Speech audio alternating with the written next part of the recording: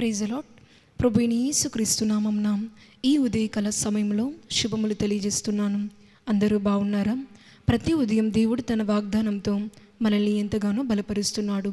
మరి ఈ ఉదయం దేవుని వాక్యాన్ని చదువుకుందాం.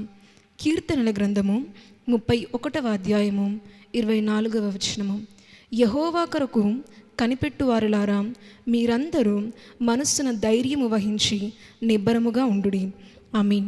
దేవుని వాక్యం మనకు సెలవిస్తున్న ప్రకారము దేవుని కొరకు మనం కనిపెట్టినట్టయితే మనం ఎంత మాత్రమూ కలవరపడక మన మనస్సున ధైర్యము వహించి నిబ్బరముగా ఉందుము.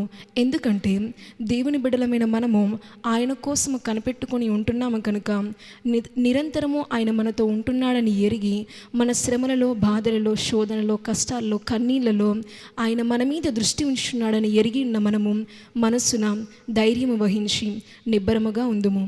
ఆమేన్. ప్రార్థన చేసుకుందాం. పరలోకమందున్న మా తండ్రి, నీకు మహిమ కలుగును గాక. ఈ ఉదయకాల సమయంలో ఇంత చక్కటి వాగ్దానాన్ని మాకు ఇచ్చినందుకు నీకే కృతజ్ఞతాస్తుతులు చెల్లించుకుంటున్నాను.